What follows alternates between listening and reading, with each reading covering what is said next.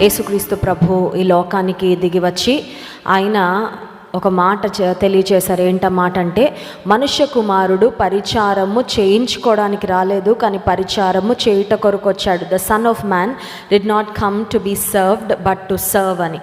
సేవ చేయడానికి యేసయ్య వచ్చారు. ఆయన జీవించిన జీవితం అంతా మనం గమనిస్తే హీ లివ్డ్ ఫర్ అదర్స్. మన కొరకే ఆయన బ్రతికారు. ఆ కాలంలో జీవించిన ఆ ప్రజలు వారి యొక్క క్షేమము కొరకే ఆయన ఏ కార్యమైనా జరిగించింది. అయితే ఈరోజు ప్రాముఖ్యంగా యేసుక్రీస్తు ప్రభువారు భయంకరమైన అపవిత్రాత్మ శక్తులతో పీడించబడుతున్న ఒక వ్యక్తి జీవితంలో చేసిన అద్భుతాన్ని మనం ధ్యానించుకుందాం. మార్కు సువార్త 5వ అధ్యాయము 1 నుండి 3 వచనాలు మార్చి చదువుకుందాం. మార్కు సువార్త 5వ అధ్యాయము 1 నుండి 3 వచనాలు. వారా సముద్రమునకు అద్దరినున్న గెరాసేనుల దేశమునకు వచ్చిరి.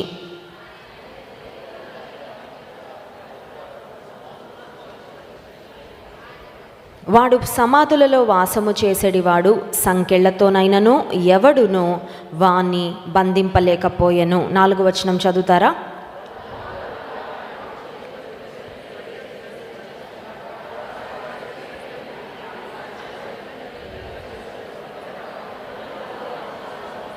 వాడు ఎల్లప్పుడూ రాత్రింబగళ్ళు సమాధులలోను కొండలలోనూ కేకలు వేయుచు తన్ను తాను రాళ్లతో గాయపరుచుకొనుచు ఉండెను.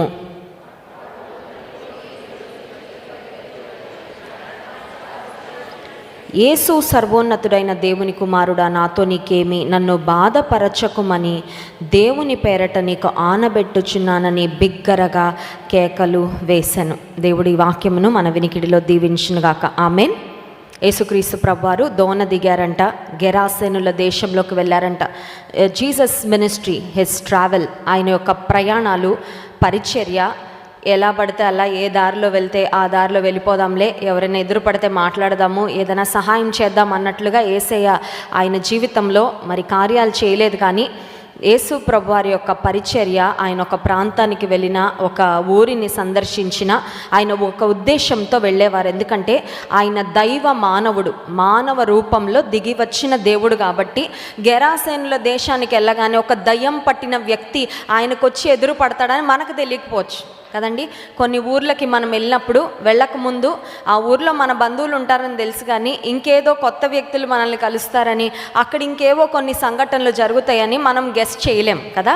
మనకి తెలిసిన వరకే మనం గెస్ట్ చేయగలం. మనం వేటి కొరకు ప్రిపేర్డో వాటిని మాత్రం ఎక్స్పెక్ట్ చేయగలం. కానీ యేసుక్రీస్తు ప్రభువారు దేవుడు, కానీ మానవ రూపంలో ఈ లోకానికి ఆయన దిగి వచ్చారు కాబట్టి ఆయన ఏ ప్రాంతానికి వెళ్ళక ముందైనా సరే ఆ ప్రాంతంలో ఆయనకి ఎవరు ఎదురుపడతారు, వారి జీవితంలో ఆయన ఎలాంటి కార్యాలు చేయాలి, అవన్నీ ఆయనకు ముందుగానే తెలుసు. Nothing was a surprise to God. యేసుక్రీస్తు ప్రభుకు మరి ఏదో ఆశ్చర్యపరిచే పరిస్థితులు లేదంటే వ్యక్తులు కూడా ఎవరు ఆయనకి తారస పడరు, ఎందుకంటే ఆయన సర్వమును ఎరిగిన దేవుడు. సరే, యేసు ప్రభువారు గెరాసేనుల దేశానికి వెళ్ళినప్పుడు దయ్యము పట్టిన ఒక వ్యక్తి, అపవిత్రాత్మ పట్టిన ఒక వ్యక్తి సమాధులలో నుండి వచ్చాడంట. అపవిత్రాత్మలు నేటికి ఉన్నాయా లేవా చెప్పాలి? అపవిత్రాత్మలు ఉన్నాయండి, ఉన్నాయి. పరిశుద్ధాత్మ దేవుడు ఉన్నారు. దేవుడు ఆత్మ, పరిశుద్ధాత్ముడు. అపవిత్రాత్మలు కూడా ఉన్నాయి, దురాత్మలు కూడా ఉన్నాయి. దేవుని ఆత్మకు ఎవరిలో చోటు ఉండదో వారిలో అపవిత్రాత్మలు ప్రవేశిస్తాయి, అంతే, సింపుల్. కొంతమంది రక్షణ పొందమంటే పొందరు, పొందుతాంలేండి తర్వాత పొందుతాం, ఇప్పుడే ఎందుకు, అంత అర్జెంట్ ఏముంది, ఇప్పుడు మాకు పెళ్లి జరగాలంటే కదా పాస్టర్ గారు బాప్తిసం సర్టిఫికేట్ తెమ్మంటారు, ఇంకా చాలా టైం ఉంది, యవ్వన కాలం అంతా బాగా ఎంజాయ్ చేసేసి ఇష్టానుసారంగా గడిపేసి అప్పుడు రక్షణ పొందుతాంలే అని కొంతమంది పోస్ట్ పోన్ చేస్తూ ఉంటారు. మరి కొంతమంది అనుకుంటారు 60 వచ్చాక అప్పుడు తీసుకుంటామండి బాప్తిస్మం అంటారు. పరిశుద్ధాత్మ దేవునికి మన హృదయంలో చోటు ఇవ్వకుండా ఉంటే అపవిత్రాత్మలకు నిలయంగా మన జీవితాలు మారతాయి అనేది మనం ఎప్పుడు కూడా జ్ఞాపకము పెట్టుకోవాలి. ఈ వ్యక్తి సమాధులలో బ్రతుకుతూ ఉన్నాడంట. అపవిత్రాత్మలు ఒక వ్యక్తిలో ఉంటే వారిలో కొన్ని లక్షణాలు కనబడతాయండి. చూడండి, కొన్ని రకాలైన వ్యాధులకి కొన్ని రకాలైన లక్షణాలు ఉంటాయి. For example dengue fever, dengue జ్వరం వచ్చిందంటే వారిలో కనబడే లక్షణాలు ఏంటి? ప్లేట్లెట్స్ తగ్గిపోతూ ఉంటాయి. సో రక్త పరీక్ష చేసినప్పుడు, బ్లడ్ టెస్ట్ చేసినప్పుడు ప్లేట్లెట్స్ తగ్గిపోతూ ఉంటే డాక్టర్స్ దాన్ని బట్టి నిర్ధారిస్తారు ఇది డెంగీ ఫీవర్ అని. అపవిత్రాత్మలు ఉన్నప్పుడు జరిగే కార్యాలు ఎట్లా ఉంటాయంటే వాళ్ళకి జీవం అంటే ఇష్టం ఉండదు, మరణం అంటే ఇష్టం ఉంటుంది. అపవిత్రాత్మలు ఎవరిలో ఉంటాయో ఆ అపవిత్రాత్మలు ఏమని ప్రేరేపిస్తాయంటే నువ్వు చావు, నువ్వు చనిపో, ఇంకా బ్రతకొద్దు, నీకు జీవితము వద్దు. దేవుడేమో బ్రతుకు, జీవించు, నాలో ఆనందించు, నా జీవాన్ని నీలో పోసాను కదా. దేవాది దేవుడు ఏదైనా తోటలో ఆదాము హవ్వలను సృజించినప్పుడు ఆదామును దేవుడు సృష్టించిన విధానం ఏంటంటే ఆయన నాసికా రంధ్రములలో జీవవాయువును బాడీ అంతా మట్టే, బట్ లైఫ్ ఎట్లా వచ్చిందంటే దేవుని ఊపిరి వెళ్ళినప్పుడు లైఫ్ వచ్చింది. ఇప్పుడు అపవాది ఎవరిలో అన్న చేరితే అపవాది యొక్క ప్రేరేపణ ఎట్లా ఉంటుందంటే నీ లైఫ్ని నువ్వు ఎండ్ చేసేసుకో. ఎందుకు ఈ బ్రతుకు? కొంతమంది ఇదే పాట, ఇదే మాట, ఇదే పాట. ఉదయం లేవగానే చచ్చిపోతే బాగుండు, ఇంకెందుకు ఈ బతుకు ఒక బ్రతికేనా, అట్లా మాట్లాడుతున్నావంటే ఖచ్చితంగా నువ్వు అపవాదికి చోటు ఇచ్చేసినట్టే, గ్యారెంటీ. ఇంకా మళ్ళీ అందులో ఇంకొకళ్ళు ఎవరో నీకు పరీక్ష చేసి నీకు నిర్ధారించాల్సిన అవసరము లేదు.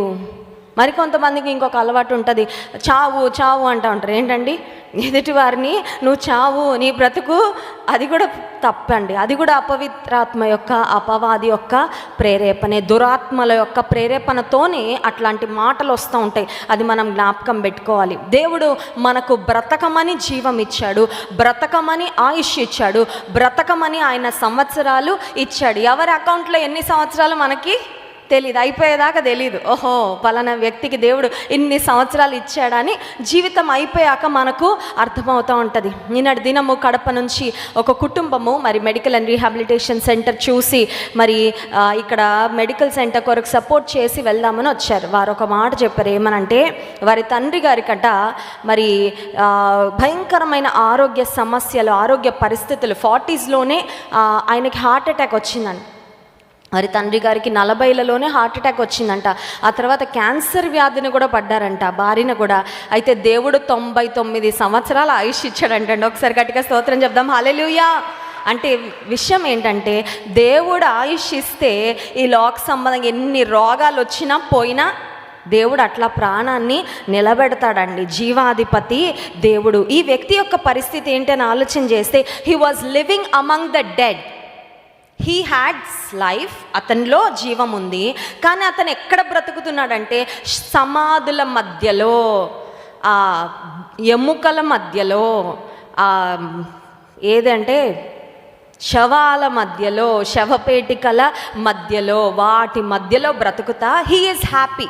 అతను అక్కడ నుండి తేవాలని చాలామంది ట్రై చేస్తున్నారు. ఫ్యామిలీ మెంబర్స్ రోజుకి ఒకరన్నా వెళ్ళి, ఒరే నాయన రారా నువ్వు, వాళ్ళ అమ్మ అడుగుండదా అండి, బాబు ఇంట్లో బెడ్రూమ్ ఉంది కదా, ఇంట్లో మంచం ఉంది కదా, ఇంట్లో నీకు ప్రతిపూట నేను భోజనము సిద్ధపరిచి పెడతాను కదా, ఎందుకురా ఇక్కడ ఉంటున్నామంటే వాడు అంటాడు నాకు ఇక్కడే చాలా బాగుంది. He had life but he was living among the dead and that was his comfort place.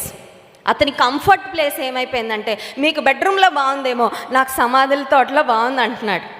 అపవిత్రాత్మ వాడిలో చేరడం వలన వాడి ఆనందం ఎక్కడుందంటే చనిపోయిన వాటి మధ్యలో, జీవము లేని వాటి మధ్యలో ఉంది. భయంకరమైన పరిస్థితి. యేసుక్రీస్తు ప్రభువారు ఈ లోకానికి ఎందుకు వచ్చారు, ఆయన ఎందుకు ప్రాణం పెట్టారంటే యోహాను సువార్త 10వ అధ్యాయము 10వ వచనం అందరం కలిసి చదువుకుందాం. యోహాను సువార్త 10వ అధ్యాయం 10వ వచనం. దొంగతనమును హత్యను నాశనమును చేయుటకు వచ్చును గాని మరి దేనికి నీ రాడు, గొర్రెలకు జీవము కలుగుటకు, అది సమృద్ధిగా కలుగుటకు నేను వచ్చితినని మీతో నిశ్చయముగా చెప్పుచున్నాను. దొంగతనము, హత్య, నాశనం అనేది అపవాది నుండి వచ్చేది.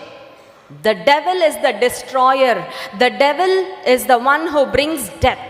కానీ యేసుక్రీస్తు ప్రభువారు దేవాది దేవుడి లోకానికి ఎందుకు వచ్చి ఆయన మరణించారంటే మనకు జీవం ఇవ్వడానికి, సమృద్ధి అయిన జీవాన్ని ఇవ్వడానికి యేసుక్రీస్తు ప్రభువారు ఈ లోకానికి వచ్చారు. ఈ వ్యక్తి దేవునికి దూరంగా బ్రతుకుతా ఉన్నాడు, ఆత్మ సంబంధంగా చనిపోయిన స్థితిలో ఉన్నాడు, అపవిత్రాత్మలకు నిలయంగా తన దేహము, తన జీవితం మారిపోయింది. కాబట్టి ఇప్పుడు తన ఆనందం అంతా ఎక్కడ ఉందంటే ఆ సమాధుల మధ్యలో, ఆ శవాల మధ్యలో బ్రతుకుతా అక్కడ ఆనందిస్తున్న వ్యక్తిగా, మరణపు ఆలోచనలతో బ్రతుకుతున్న వ్యక్తిగా ఆ వ్యక్తి మనకు కనబడతా ఉన్నాడు. నీ జీవితంలో ఒకవేళ మరణాన్ని గురించిన ఆలోచనలు ఎక్కువ ఆలోచిస్తూ ఉన్నవా? నో, అది దేవుని చిత్తమో కాదు. నీ కొరకు, నా కొరకు యేసయ్య మరణించింది. ఎందుకంటే మన మరణాన్ని ఆయన తీసుకొని మనకు ఆయన జీవాన్ని ఇచ్చాడు. ఒకసారి స్తోత్రం చెప్దామా, హల్లెలూయా. కొంతమందికి అపవాది యొక్క మోసం ఏంటంటే బాగానే ఉంటారు చూడడానికి, కానీ మరణపు ఆలోచనలతోనే బ్రతుకుతూ ఉంటారండి. అది సమృద్ధి జీవం అవ్వదు. You are barely living, but you are not living the abundant life for which Jesus came and gave his life. నువ్వు బ్రతుకుతున్నావు, తింటున్నావు, ఉంటున్నావు, కదులుతున్నావు, ఏదో మనిషికి పైకి కనబడుతున్నావు, కానీ మరణపు ఆలోచనలతో, నిరాశలో నువ్వు ఒక సమాధులలో బ్రతుకుతున్నట్లే బ్రతుకుతున్నావు. అంటే అర్థం ఏంటంటే నువ్వు సమృద్ధి జీవాన్ని కలిగి లేవన్నమాట. యేసయ్య అందుకని కాదు మన కొరకు మరణించింది. యేసయ్య మనకు సమృద్ధి జీవాన్ని ఇవ్వాలని ఆయన ఈ లోకానికి వచ్చి మరణించాడు. ఈ వ్యక్తి యొక్క పరిస్థితి ఏంటంటే మార్కు సువార్త 5వ అధ్యాయానికి తిరిగి వెళ్దాం. 3వ వచనం చూడండి. వాడు సమాధులలో వాసము చేసేడివాడు, సంకెళ్లతోనైనను ఎవడునూ వాని బంధించలేకపోయెను.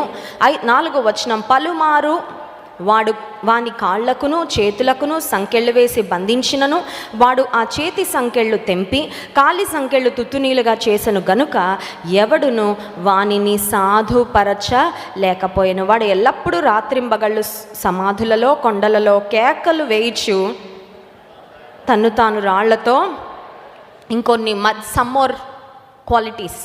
అపవాది ఒక వ్యక్తిలో ఉంటే ఇంకా కొన్ని లక్షణాలు ఉన్నాయండి, అవి కూడా ఇక్కడ చూస్తూ ఉన్నాం. ఏంటి ఆ లక్షణాలు అంటే, అతను సంకెళ్లతో బంధించినా ఎవ్వరు బంధించలేకపోతా ఉన్నారంట.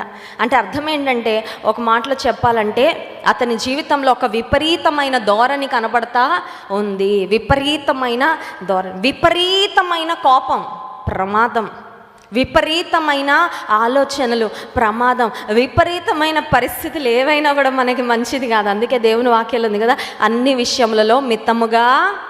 డాక్టర్లు అదే చెప్తున్నారా, తినండి మితంగా తినండి, ఉప్పు వేసుకోండి మితంగా, కారం తినండి మితంగా, మసాలా తినండి మితంగా, షుగర్ ఒకవేళ తినాలనుకుంటే మితంగా.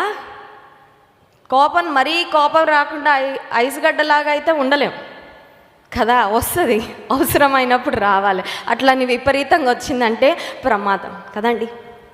వ్యక్తి యొక్క పరిస్థితి ఏంటంటే ఒక విపరీతమైన ధోరణిలో బ్రతుకుతూ ఉన్నాడు. అతనిని ఎవ్వరూ సాధు చేయలేకపోతా ఉన్నారంట. అతన్ని ఎవరు ఒక మాటలో చెప్పాలంటే he was living with uncontrolled emotions. తన్ను తాను నియంత్రించుకోలేని స్థితిలో, ఇతరుల చేత నియంత్రించబడలేని స్థితిలో ఉన్నాడు. పరిశుద్ధాత్మ దేవుడు ఒక వ్యక్తిలో ఉన్నప్పుడు అతనిలో ఏముంటుందంటే నియంత్రణ ఉంటుంది. ఆత్మలో దేవుడు అనుగ్రహించే ఆశా నిగ్రహం ఉంటుంది. ఆత్మ ఫలములో ఒక శ్రేష్టమైన ఫలం. 2 తిమోతి పత్రిక 1వ అధ్యాయము 7వ వచనం చూడండి. మనందరికీ తెలిసిన లేఖన భాగమే. 2 తిమోతి పత్రిక 1వ అధ్యాయము 7వ వచనం, దేవుడు మనకు శక్తియు ప్రేమయు ఇంద్రియ నిగ్రహము గల ఆత్మనే ఇచ్చెను గాని పిరికితలము గల ఆత్మను. ఇంద్రియ నిగ్రహము కింద ఉంది ఫుట్ నోట్లో, స్వస్థ బుద్ధి అంట. ఇంద్రియ నిగ్రహం ఇంగ్లీష్లో ఉంటుంది సెల్ఫ్ కంట్రోల్. సెల్ఫ్ కంట్రోల్ తప్పుతున్నాము అంటే మన సెల్ఫ్ కంట్రోల్ తప్పుతుందా లేదా మనకి తెలుస్తుంది, అవునా కదండి. ఇప్పుడు ఒక వెహికల్ డ్రైవ్ చేస్తూ ఉన్నాడు ఒక వ్యక్తి, డ్రైవింగ్ సీట్లో ఉన్నాడు, స్టీరింగ్ పట్టుకున్నాడు, ఒక కాలు క్లచ్ మీద ఉంది, ఒక కాలు యాక్సిలరేటర్ మీద ఉంది. ఇప్పుడు ఈ వ్యక్తి అదుపు తప్పుతున్నాడని ఎవరికి తెలుస్తుంది? బయట వాళ్ళకి తెలుస్తుంది లేండి, ఎందుకంటే వాళ్ళకి భయం వేస్తూ ఉంటుంది, ఎక్కడొచ్చి మమ్మల్ని డాష్ ఇస్తారు. మనకు కూడా తెలుస్తుంది లోపల. ఒకవేళ డ్రైవింగ్ సీట్లో ఉంటే we will know when we are out of control. Speed limit exceed చేస్తున్నప్పుడు, వెళ్ళవలసిన వేగం కంటే ఇంకా ప్రమాద స్థాయిలో వేగంగా వెళ్తూ ఉన్నప్పుడు we understand, okay vehicle out of control అయిపోతుంది, నేను కంట్రోల్ చేయాలి. సమ్టైమ్స్ మన ఇంద్రియ నిగ్రహము, స్వస్థ బుద్ధి లేకుండా అవుట్ ఆఫ్ కంట్రోల్ అయిపోతూ ఉంటామండి. అప్పుడు ఎవరికి తెలుస్తుంది? ముందు మనకు తెలుస్తుంది, ఆ తర్వాత దాని ఎఫెక్ట్ ఎవరికి తెలుస్తుంది? అందరికీ తెలుస్తుంది ఇంట్లో, అంతేనా? ఒకరు అప్సెట్ అయ్యారనుకోండి ఇంట్లో, ఒకరు కోపంగా ఉన్నారనుకోండి, ఒకరు చిరాగ్గా ఉన్నారనుకోండి, ఎఫెక్ట్ అందరి మీద పడుతుందా పడదా? ఇంట్లో పడుతుంది, అవునా కదండి. ఇంట్లో ఒకరు బాధగా ఉన్నా అందరి మీద పడుతుంది ఎఫెక్ట్. ఒక్కరు చికాగ్గా ఉన్నా అందరి మీద, ఒకరు ఆనందంగా ఉంటే కూడా అందరి మీద పడుతుంది కదా. ఒకరు హ్యాపీగా ఉంటే ఓకే అందరం రిజాయిస్ చేస్తాం, ఒకరు ఏడుస్తూ ఉంటే ఆ బాధ యొక్క ప్రభావం కూడా అందరి మీద పడుతుంది. ఈ వ్యక్తి ఇంద్రియ నిగ్రహాన్ని కోల్పోయిన స్థితిలో ఉన్నాడు. ఈ వ్యక్తి యొక్క పరిస్థితి ఏంటంటే ఎవ్వరు కూడా అతని సాగుపరచలేకుండా ఉన్నాడు. అంత మాత్రమే కాదు, he was hurting himself. Mark సువార్త 5వ అధ్యాయంలో అతని పరిస్థితి ఏంటని ఆలోచన చేస్తే 5వ వచనం, వాడు ఎల్లప్పుడూ రాత్రింబగళ్ళు సమాధులలోను కొండలలోను కేకలు వేయచ్చు తన్ను తాను రాళ్లతో గాయపరుచుకొనుచు అపవిత్రాత్మకు చోటిచ్చిన వారు దేవునికి చోటివ్వని వారి యొక్క పరిస్థితి ఏంటంటే, ఇంకొక మాట, దే హర్ట్ దెమ్సెల్ఫ్, వారు తమ్మును తాము గాయపరుచుకుంటా. చూసారండి ఎప్పుడైనా? ఇక్కడ కోసుకునే వాళ్ళని చూసారా? నా చేతులు చూడండి, నాకేం లేవు ఘాట్లు. ఏమన్నా ఉంటే ఏదైనా వస్తువులు అట్లా కోసుకున్నావు తప్ప I've never hurt my self. నన్ను నేను ఎప్పుడు గాయపరచుకోవాలి, దేవునికి స్తోత్రం. But I know some people. కానీ నా దగ్గర కొంతమంది కౌన్సిలింగ్కి వస్తారు, వాళ్ళు చూపిస్తూ ఉంటారు, మొత్తం గీతలు ఉంటాయి, మొత్తం గాయాలు ఉంటాయి, చేతులన్నీ కోసుకొని ఉంటారు. ఎందుకమ్మా అట్లా చేసావు? పలానా అబ్బాయి నన్ను వదిలిపెట్టేశాడు అక్క, చచ్చిపోవాలనుకున్నా, మొత్తం కోసేసుకున్నా అంటారు కొంతమంది. మరి కొంతమంది అంటారు, భర్త మీద కోపం వచ్చిందండి, కోసేసుకున్నా. తమ్మును తాము గాయపరచుకోవాలనే విపరీతమైన ధోరణి, ఇది అపవాదికి చోటిచ్చిన వారి హృదయంలో, మనసులో వచ్చే భయంకరమైన పరిస్థితి. ఇంద్రియ నిగ్రహం లేదండి. He was out of control, outrageous. ఎట్లా ఉన్నాడంటే మరి ఎవరు కూడా అతని అదుపు చేయలేని స్థితిలో ఉన్నాడు. అంత మాత్రమే కాదు, తన్ను తాను గాయపరుచుకుంటా ఉన్నాడు. ఆ కుమారుడు ఆ స్థితిలో ఉంటే ఇంటిలో ఉన్న వారందరికీ వేదనే కదండి, అవునా కదా? ఇంటిలో తల్లికి తండ్రికి నెమ్మది ఉంటుందా? ఇంట్లో తోబుట్టువులకి నెమ్మది ఉంటుందా? ప్రతి ఉదయం లేవగానే మా అన్నయ్య అక్కడ సమాధుల్లో ఉన్నాడని ఇంట్లో ఉన్న తోబుట్టువులు బాధపడరా? మా సహోదరుడు అక్కడ ఉన్నాడని ఆ తల్లికి ఎంత వేదన. వాడు ఎప్పుడు ఏ స్థితిలో ఉంటాడో, ఏమవుతుందో అని వారి కుమారుని గురించి ఎంత వేదన పడుతూ ఉండేవారో. అపవాదికి ఒక వ్యక్తి చోటిస్తే వారు మనశ్శాంతిగా ఉండరు, వారి కుటుంబానికి, వారు ఎవరితో ఉంటారో వారికి కూడా నెమ్మది ఉండదు. ఇటువంటి భయంకరమైన అపవాది యొక్క బంధకాలలో ఉన్న వ్యక్తి యేసయ్యను చూడగానే పరిగెత్తుకుంటూ వచ్చాడండి. చూడండి ఆ మాట, 6వ వచనం, వాడు దూరం నుండి యేసును చూచి పరుగెత్తుకొని వచ్చి ఆయనకు నమస్కారము, he knelt down before Jesus. యేసయ్య ఎదుట సాగిలా పడ్డాడు. ప్రతి నామం, ప్రతి మోకాలు యేసు నామమున వంగుతుంది, వంగాలి, వంగుతుంది కూడా ఖచ్చితంగా. ఒకసారి స్తోత్రం చెప్దామా? హల్లెలూయా. ఎందుకంటే ఆయన నామానికంటే పైనామం ఏది?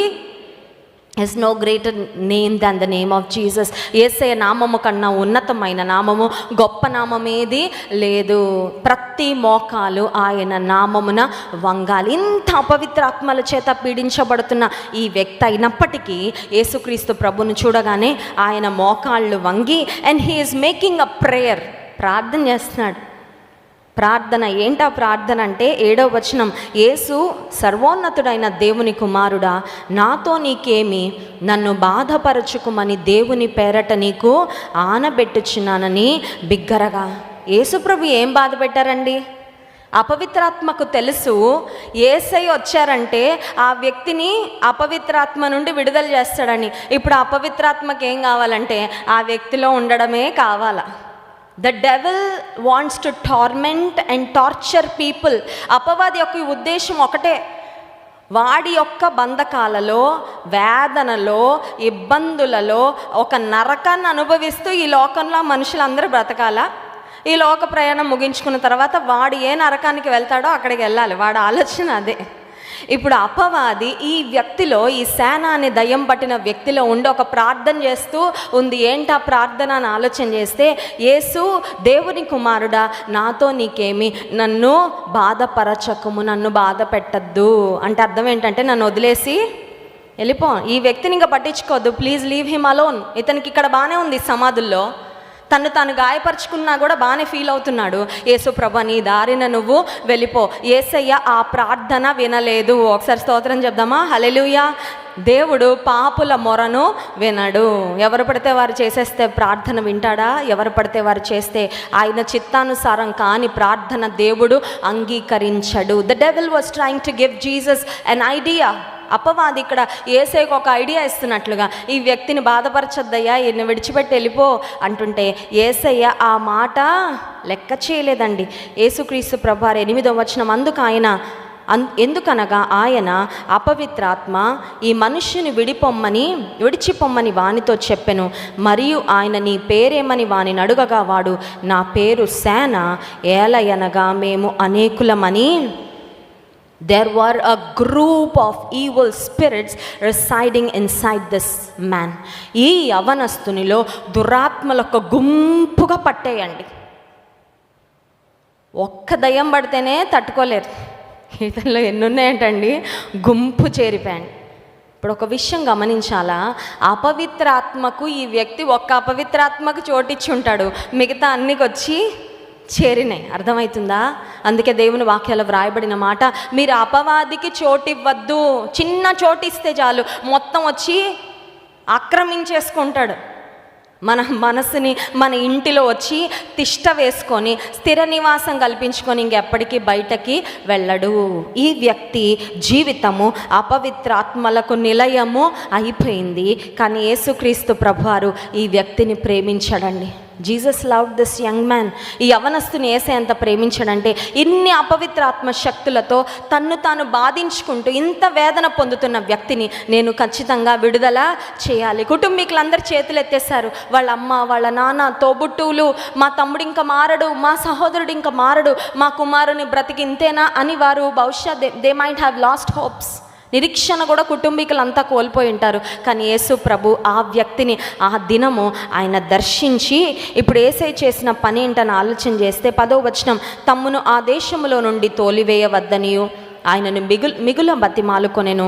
అక్కడ కొండ దగ్గర పందుల పెద్ద మంద మేయుచుండెను గనుక ఆ పందులలో ప్రవేశించినట్లు మమ్మును వాటి యొద్దకు పంపుమని ఆ దయ్యములు ఆయనను బ్రతిమాలు కొనగా, యేసు వాటికి సెలవీయగా ఆ పవిత్రాత్మలు వాని విడిచి పందులలో ప్రవేశింపగా ఇంచుమించు 2000 సంఖ్య గల ఆ మంద ప్రపాతము నుండి సముద్రపు దారిని వడిగా పరిగెత్తుకొని పోయి సముద్రంలో పడి ఊపిరి తిరగక చచ్చెను.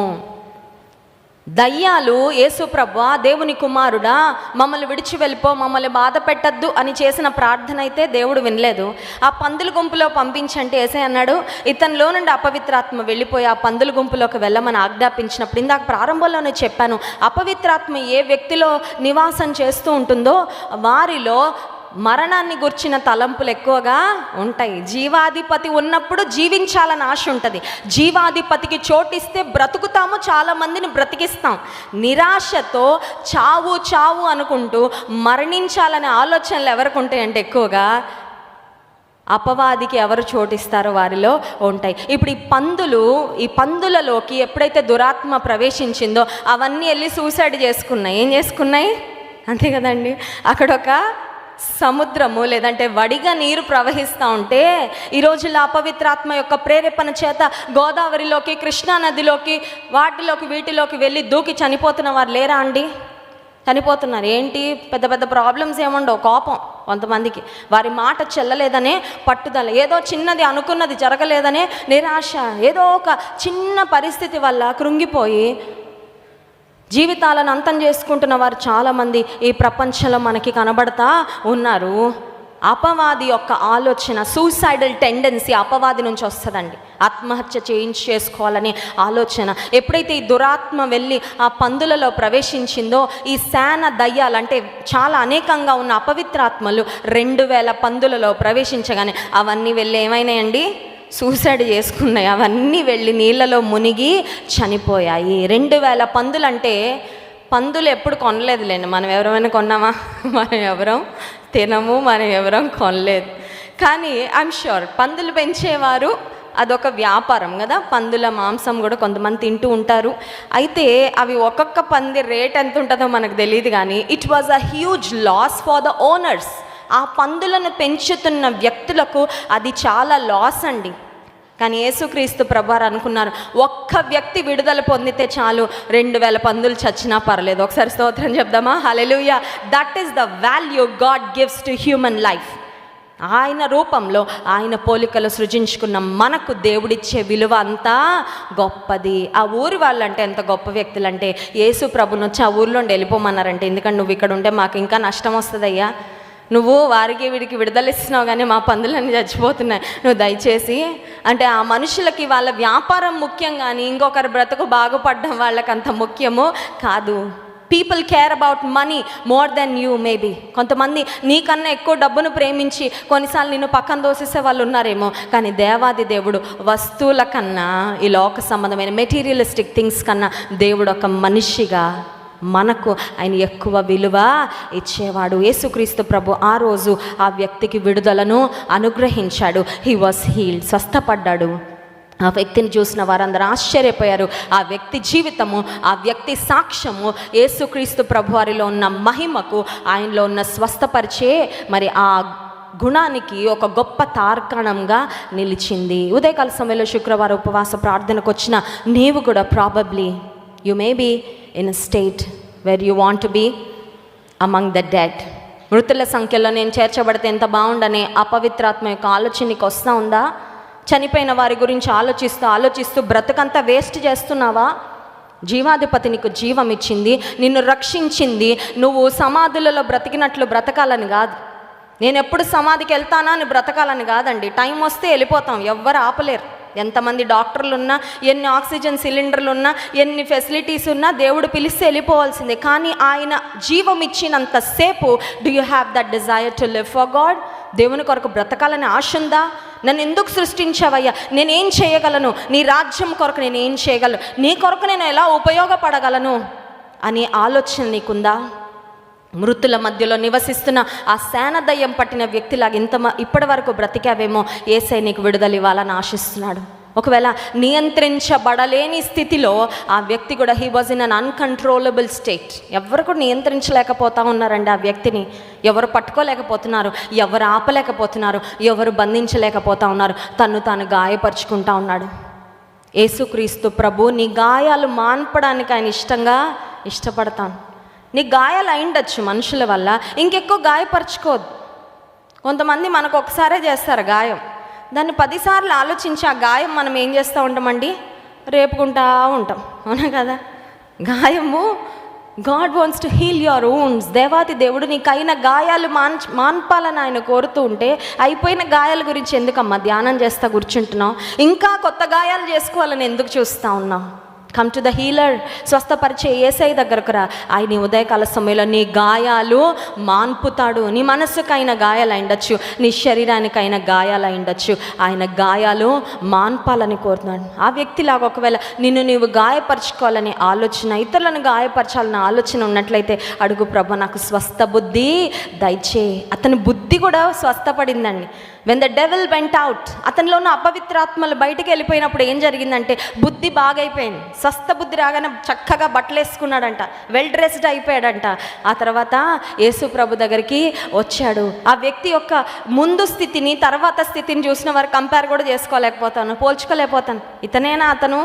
ఇంత transformation. Yes, God is an expert in transforming lives. దేవాతి దేవుడు బ్రతుకులు మార్చడంలో ఆయనకు సాటి అయిన వారెవరూ లేరు. ఒకవేళ నీ కుటుంబీకుల కొరకు నువ్వు ప్రార్థన చేస్తున్నావా? ఈ వ్యక్తి ఇంకెప్పటికీ మారుతాడు అర్థం అవ్వట్లా, ఒకలాంటి స్తంభించిపోయిన బ్రతుకులాగా ఉంది. Maybe you are praying for your daughter, maybe you are praying for your son. నీ కుమార్తె కొరకు, నీ కుమారుని కొరకు అడుగుతున్నావేమో దేవుని సన్నిధిలో. ఈ ఉదయకాల సమయంలో అడుగు. ఆ సేన దయ్యముల చేత పీడించబడిన వ్యక్తికి నువ్వు విడుదల ఇచ్చావు కదా ప్రభువా. ఆ వ్యక్తి బాగుపడ్డాక ఆ పందుల ఓనర్స్ బాధపడ్డారేమో కానీ ఆ కుటుంబం ఎంత ఆనందించి ఉంటుందండి. మా కుమారుడు ఇంకెప్పటికీ తిరిగి రాడు అనుకున్నాం. ఆ సమాధుల తోటలో నుండి, ఆ బరియల్ గ్రౌండ్ నుండి అక్కడే భూమిలోకి వెళ్ళిపోతాడు అనుకున్నాం మేము. But thank God our son is back. మా కుమారుడు మళ్ళీ తిరిగి మా దగ్గరికి వచ్చాడు. ఆ ఇంట్లో ఎంత ఆనందం ఉంటుందో. నీ కుటుంబంలో కూడా ఒకవేళ నిరాశ ఉందేమో. Probably you are thinking you have lost a person forever. ఇంక ఈ వ్యక్తి ఎప్పటికీ మారడు, ఇంకెప్పటికీ మేము కోల్పోయినట్లు అనుకుంటున్నావేమో. దేవుని సన్నిధిలో అడుగు, ఆయన కార్యం జరిగిస్తాడు. కళ్ళు మూసుకోండి, ప్రార్థన చేసుకుందాం. ఉదయకాల సమయంలో భయంకరమైన అపవిత్రాత్మ శక్తుల చేత పీడించబడుతున్న వ్యక్తి యేసయ్య వెళ్ళాడు అతని కొరకు. గెరాసేనుల దేశానికి వెళ్ళాడు. ఆ వ్యక్తిని బాగు చేశాడు. 2000 పందులు చనిపోయినా పర్వాలేదు, ఒక్క వ్యక్తి బాగుపడడమే ప్రాముఖ్యమని యేసయ్య ఎంచి ఆ వ్యక్తిని సంపూర్ణంగా స్వస్థపరిచాడు. స్వస్థ బుద్ధి వచ్చేసింది. అతని ఆత్మ విడుదల పొందింది. ఆ దురాత్మ శక్తుల నుండి విడుదల పొందాడు ఆ వ్యక్తి. ఎంత నెమ్మదిగా, ఎంత సంతోషంగా, ఎంత ప్రశాంతంగా ఆ వ్యక్తి జీవితం మారిందో. ప్రియమైన సహోదరి, సహోదరుడా, ఉదయకాల సమయంలో నీకు నిగ్రహం లేకుండా, కంట్రోల్ చేసుకోలేని స్థితిలోకి వెళ్ళిపోతా ఉన్నావా? దేవుడు మనకు శక్తి, ప్రేమ, ఇంద్రియ నిగ్రహము గల ఆత్మనిచ్చాడు. పిరికితనము గల ఆత్మనివ్వలేదు. దేవా, నాకు ఇంద్రియ నిగ్రహం ఇవ్వయ్యా. Lord, I want to exercise self control. నా భావోద్వేగములపై నియంత్రణ,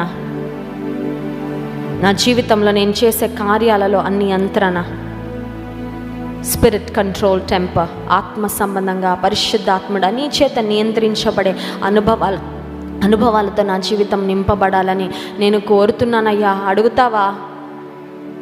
ఆనాడు ఆ వ్యక్తిని అద్భుతమైన రీతిలో యేసయ్య స్వస్థపరిచారు. పరిస్థితి మారిపోయింది, బ్రతుకు మారిపోయింది. నీ కుటుంబంలో ఒకవేళ నీ కుమారుని కొరకు, నీ కుమార్తె కొరకు, నీ భర్త కొరకు, నీ తల్లి కొరకు, నీ తండ్రి కొరకు నువ్వు వేదన పొందుతూ ఉన్నావా? ఈ మధ్యాహ్న కాల సమయంలో అడుగు, యేసయ్య వారిని జ్ఞాపకం చేసుకో ప్రభా. అసహ్య దయ్యముల చేత పీడించబడుతున్న వ్యక్తిని బాగు చేసినట్లుగా బాగు చేయి. పరిశుద్ధ మహోన్నతునికి వందనాలు. నీ వాక్యం ద్వారా మాతో మాట్లాడినందుకు స్తోత్రం. మరణాన్ని ప్రేమిస్తూ సమాధులలో బ్రతుకుతూ తన జీవితాన్ని వ్యర్థపరుచుకుంటున్న ఒక యవనస్తుని దర్శించినప్పుడు అతని బ్రతుకు స్థితిగతులు, భవిష్యత్తు మారిపోయింది ప్రభా. ఇదే సమయంలో ప్రార్థన చేస్తున్నాం. నీ బిడ్డలు ఎంతమంది వారి కుటుంబాలలో అట్టి స్థితి కలిగి ఉండి ప్రభా, అట్టి గడ్డు సమస్యలతో వేదన పొందుతూ నీ పాదాల చెంతకు వచ్చారు, నేను అడుగుతున్నారు ప్రభా. వారి జీవితాలలో వారి బిడ్డలకు, వారి కుటుంబీకులు నెమ్మది దయచే ప్రభా. మనస్సు మార్పివయ్య, బుద్ధి బాగు చేయ ప్రభా. స్వస్థ బుద్ధి నీవు తండ్రి. నువ్వు జీవాధిపతివయ్యా. మాకు సమృద్ధి జీవాన్ని ఇవ్వడానికి వచ్చావు ప్రభా. సమృద్ధి జీవాన్ని మేము పొందుకొని ఈ లోకంలో నీవు మాకు ఆయుష్ ఇచ్చినంత వరకు నీ కొరకు మేము నమ్మకంగా బ్రతికే కృప మాకు ఇవ్వండి. ఏ ఒక్కరము కూడా మాకు ఇచ్చిన సమయము, మాకు ఇచ్చిన సంవత్సరాలు, మాకు ఇచ్చిన ఆయుష్, మాకు ఇచ్చిన ఆరోగ్యము మేము వ్యర్థపరచుకోకుండా ప్రభా నీ కృప మాకు దయచేసి నడిపించుమని మిమ్మల్ని ఆరాధించి స్తుతించబోతుండగా ఆరాధన ఆత్మతో మమలింపుమని యేసు నామములో ప్రార్థిస్తున్నాం తండ్రి. ఆమేన్.